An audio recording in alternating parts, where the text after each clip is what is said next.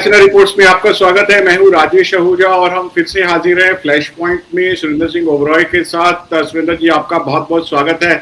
पाकिस्तान के field marshal Asim Munir अभी भी ईरान में हैं और वहां पे ईरानियन लीडरशिप के साथ बातचीत कर रहे हैं।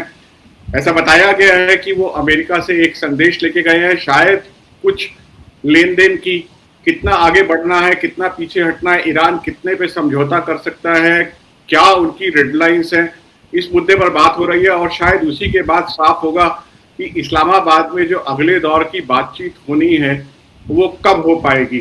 सुरेंद्र जी, आपका क्या एनालिसिस है? देखिए, व्हाइट हाउस के जो स्पोक्स पर्सन है उन्होंने कल काफी ज्यादा ऑप्टिमिज्म दिखाया है कि नेगोशिएशंस बिटवीन यूएस और ईरान में जो हो रही हैं वो काफी हद तक कामयाब हो गया है।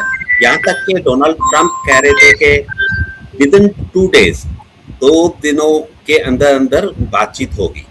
मुझे ऐसा लग रहा है कि यही जैसे लास्ट वीक हुआ था वीकेंड पे, मोस्ट प्रॉब्ली वीकेंड पे टॉक्स हो सकती है, क्योंकि जो हाई लेवल डेलीगेशन की आज बातचीत हो रही है पाकिस्तान आर्मी चीफ के अंडर, जहां उनके इंटरनल मिनिस्टर भी पाकिस्तान के गए हुए हैं तेहरान में, और कल रात को रहे हैं, इंडिविजुअल्स मीटिंग्स की हैं। कल रात को उनकी कोई सीक्रेट मीटिंग या स्पेशल मीटिंग हुई है इसका कोई जिक्र नहीं है, क्योंकि इंटरनेट अभी भी वहाँ पे पूरी तरह चल नहीं रहा है और बहुत कम इंफॉर्मेशन ईरान से आ रही है।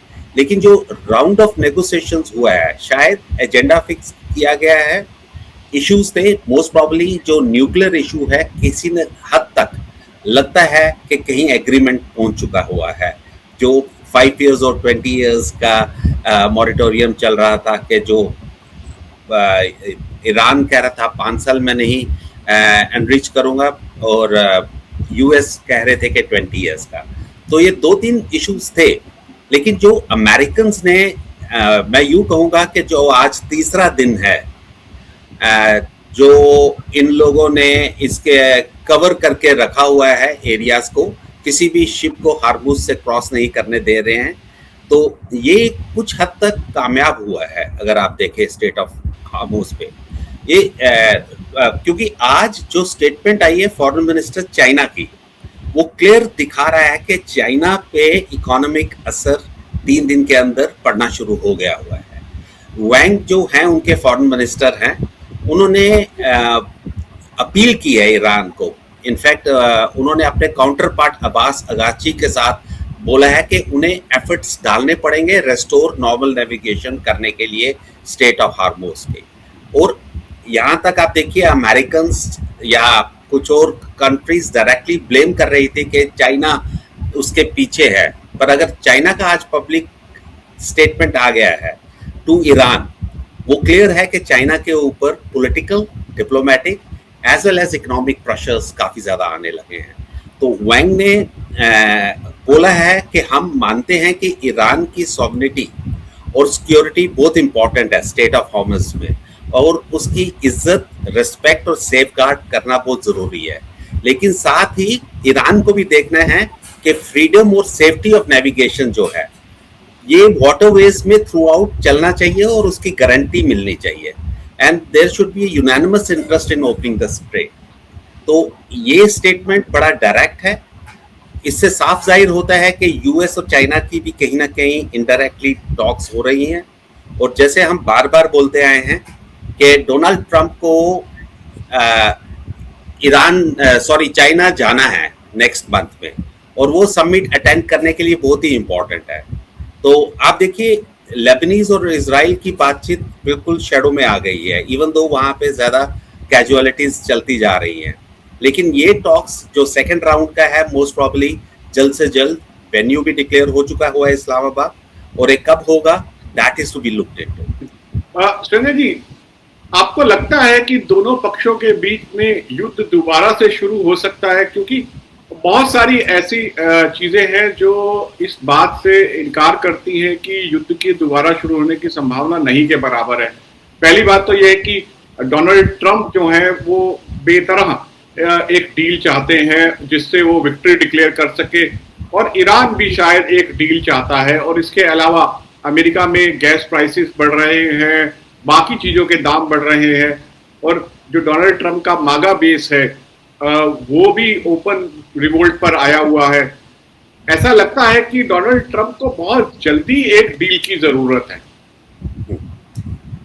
देखिए, ईरान मेरे हिसाब से 39 डेज में अगर आप देखिए लगभग 13,000 अटैक्स हुए थे। और आप सोचिए जो 13,000 अटैक्स हुए हैं 39 डेज का, जो एक्टिव वॉर थी, इवन पैसिव इश्यूज तो अभी भी चल रहे हैं, उसमें जो 13,000 अटैक्स हुए हैं, आप उनका लॉस देखिए कितना हुआ होगा, उनकी इकोनॉमी पे कितना मेजर इफेक्ट पड़ा है। इसीलिए वो कंपनसेशन भी मांग रहे हैं, इसीलिए वो टोल टैक्स भी लगाना चाहते हैं। और अब ये रही तो ईरान की बात, पर ये जो डिप्लोमेटिकली ये ब्लॉकेट शुरू किया है, ये दो मेजर कंट्रीज को बहुत अफेक्ट कर रहा है। एक चाइना, जो चाइना और ईरान का अराउंड 38-39% बिजनेस चल रहा था। It's around 54 billion I think, और 54 to 60 बिलियन डॉलर्स का पर ईयर का हो रहा था। और दूसरा कंट्री है टर्की, जो अराउंड 17% उसका प्रॉफिट कर रहा था। अब इन दो कंट्रीज के साथ अगर बंद हो जाता है ट्रेड, ईरान के क्या हाल होगा, इकोनॉमिक ब्लॉकेट कितना ज्यादा होगा। So Americans are trying to put up not only military pressure but economic blockade जो उनका कर रहे हैं, उससे ईरान पे बहुत मैसिव लॉसेस होंगे। आज भी देखिए ईरान में कम से कम 4 लोगों को पकड़ा गया as a spy of Israelis and other things. वहाँ एग्जीक्यूशंस भी बहुत ज्यादा हो रही हैं। और याद रहे कि एक अपोजिशन भी स्ट्रांग है, प्रोटेस्ट भी किए जाते थे, तो वो हाई लेवल पे ज्यादा नहीं जाना चाहेंगे। ईरान भी कहीं ना कहीं रेडी होगा टॉक्स करने के लिए। और ईरान की भी जो कल से स्टेटमेंट्स आ रही थी, उनके उन्होंने पॉजिटिविटी दिखाई है और जो वेलकम किया है इसका आसिफ मुनीर का उन्होंने बड़ा ओपनली, तो कहीं ना कहीं Iran is willing to go for negotiations. पर इनडायरेक्टली मेरे हिसाब से बातचीत तो नियरली खत्म हो चुकी होगी। अब तो एक आगे एक शोकेस होगा। लगता है कि सेकंड राउंड में भी वाइस प्रेसिडेंट और फॉरेन मिनिस्टर वगैरह और उनके स्पीकर वगैरह दोबारा आएंगे, सेम ग्रुप शायद बातचीत करे, लेकिन जो फाइनल एग्रीमेंट होगा वो मोस्ट प्रॉब्ली बिटवीन प्रेसिडेंट और डोनाल्ड ट्रंप हो सकता है। गार्डियन की खबर है कि लेबनीज ऑफिशियल्स ने कहा है कि इजराइल के साथ कोई भी मीटिंग जो होने वाली है उसकी जानकारी उन्हें नहीं है। और डोनाल्ड ट्रंप ने ये कहा है कि दोनों पक्ष आपस में बातचीत करेंगे, लेकिन लेबनान की तरफ से इस बात का खंडन किया गया, ये कहा गया कि उनकी जानकारी में ये बात नहीं है। तो क्या आपको लगता है कि डोनाल्ड ट्रंप की इस बात पे भरोसा किया जा सकता है, या वो फिर से एक माहौल बनाने की कोशिश कर रहे हैं? नहीं, इसमें देखना है कि लेबनीज की किसने बात की है, क्योंकि अगर आप गवर्नमेंट देखेंगे, लेबनीज की जो गवर्नमेंट है, इसमें डिफरेंट एक्टर्स हैं और कौन सा ग्रुप बातचीत कर रहा है और कौन सा ग्रुप बात नहीं कर रहा है, ये बड़ा इंपॉर्टेंट है इसमें वो देखने के लिए। तो लेकिन अगर इजराइल अमेरिकन की बात मान जाता है, अगर इजराइल वहां पे वो रुक जाता है, जो American can put massive pressure on them, तो वहां पे लेबनान ऑटोमेटिकली इशू थोड़ा सा रिलीज हो जाएगा, बेटर हो जाएगा, और जो टॉक्स का प्रोसेस शुरू हुआ है शायद आगे बढ़े वहां पे, अगर ये ब्लॉकेट के बारे में बात दोबारा शुरू हो जाती है यूएस और Iran. So it totally depends on the major talks which are between US and Iran. और वो जो साइड शो है लेबनीज का इजराइल के साथ, वो ऑटोमेटिकली उसमें मिंगल अप हो जाएगा बाद में। ब्लॉकेट को लेके भी बहुत सारे संशय बने हुए हैं कि ये अमेरिका की रणनीति कितनी कामयाब होगी ईरान का ब्लॉकेट करने की, इस पे बहुत सारे सवाल हैं। क्योंकि एक तरफ अमेरिकन एनालिस्ट का ये कहना है कि ईरानियन लीडरशिप जो है वो ऑलरेडी उनकी इकोनॉमी बिल्कुल बहुत बुरी तरीके से बर्बाद हो चुकी है, और वो इस बात से ये तैयार है कि और अगर उनको दिक्कत झेलनी पड़े तो झेल सकते हैं। और ये ईरानियन रिजीम जो है वो डिसेंट को बहुत बुरी तरीके से क्रश करने के लिए जानी जाती है। अगर अमेरिका ये उम्मीद कर रहा है कि अगर ब्लॉकेट से आम जनता की दिक्कतें और बढ़ेंगी तो और आम जनता रिवोल्ट कर लेगी, इसके चांसेस बहुत कम लग रहे हैं। दूसरी तरफ से यमन में हुथीज ने धमकी दी है कि अगर ईरान का ब्लॉकेड इस तरीके से जारी रहा तो वो रेड सी में भी दिक्कत पैदा कर देंगे, तो एक और जो है वो पैसेज वे खतरे में पड़ जाएगा और दुनिया की इकोनॉमी में और खतरा बढ़ जाएगा। जी जी, देखिए बिल्कुल ठीक कह रहे हैं आप। ईरान का जो मिलिट्री थ्रेट है सेकंड जो वो यूज कर सकते हैं वो है threaten on the shipping in the Red Sea और थ्रू प्रॉक्सी ऑफ कोर्स जो होगा।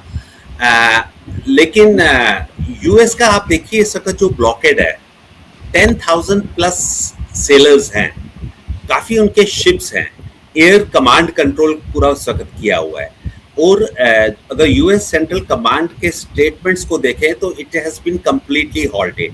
यहाँ तक के जो लोग ट्रैक कर रहे हैं वो 5 या 6 शिप्स की मूवमेंट दिखा रहे हैं और आज 3 दिन कंप्लीट हो चुके हुए हैं। तो इस चीज का वो साफ क्लियर नजर आ रहा है कि कहीं ना कहीं यूएस ने एक स्ट्रेटेजी बना के, और अब एकदम नजदीक नहीं है और बिल्कुल भी, वो अब गल्फ ऑफ ओमान या इंडियन ओशन में उन लोगों ने फैला के रखा हुआ है, पर उनकी रीच है, अनाउंसमेंट्स कर रहे हैं, किसी शिप को वापस जाने नहीं दे रहे हैं। कम से कम 6 शिप्स इंक्लूडिंग ईरानियन शिप्स को वापस कर दिया है।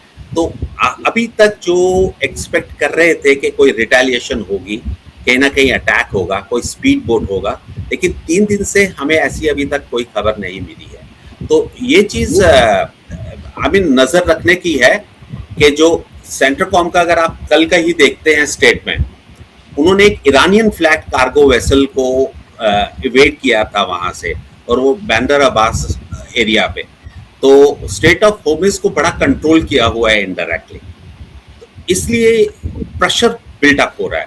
और आज जो एडम ब्रैड कूपर हैं इनके, सॉरी ये जो एडमिरल ब्रैड कूपर हैं इनके, जो सेंट्रकॉम के कमांडर भी हैं, उन्होंने आज 6 के 6 अपने जो कमांड सेंटर्स हैं या वेस्ट एशिया में वहाँ पे गए हैं और शायद दूसरी बार वहाँ पे वो विजिट कर रहे हैं। तो कहीं ना कहीं इन्होंने वहाँ पर भी अपनी एक्टिविटी की हुई है। सो दिस प्रोसेस जो ये नेट बनाया होगा इन लोगों ने ब्लॉकेट का, it must be something quite a big, जो कहाँ से किस किस स्टेट से किस किस कंट्री से कंट्रोल हो रहा है and how to take care of both sea and air. और सबसे बड़ी चीज जो है इनका स्पेस बहुत काम कर रहा है, सारे सैटेलाइट्स हर चीज को मॉनिटर कर रहे हैं, एरियाज पूरा कवर्ड हैं इनके। तो इस चीज पे हमें नजर रखनी पड़ेगी कि क्या इस नेट, इस जाल को, अमेरिकन ब्लॉकेट को ईरान तोड़ पाएगा या चाइना अपनी मिलिट्री बाहर निकालेगा अपने बोट्स को ले जाने के लिए। क्योंकि देखिए कुछ दिनों तक जो जेट्स का फ्यूल है वो थ्रू आउट वर्ल्ड शॉर्टेज होने वाला है और यूरोप को बहुत ज्यादा असर पड़ने वाला है। तो कहीं ना कहीं ये blockade, if you look through the American point of view, it's a success story अभी तक है। बहुत बहुत शुक्रिया सुरेंद्र जी इस अपडेट के लिए। उम्मीद की जानी चाहिए कि इस मसले का कोई हल निकलेगा, क्योंकि भारत की इकोनॉमी पे भी इसका बुरा असर पड़ रहा है और जल्दी से जल्दी शांति बहाल हो और जो फ्री नेविगेशन है, शिप्स का आवाजाही जो है वो फिर से शुरू हो, और ताकि इकोनॉमीज को, दुनिया भर की इकोनॉमीज को राहत मिल सके। बहुत बहुत शुक्रिया इस बातचीत के लिए। Thank you.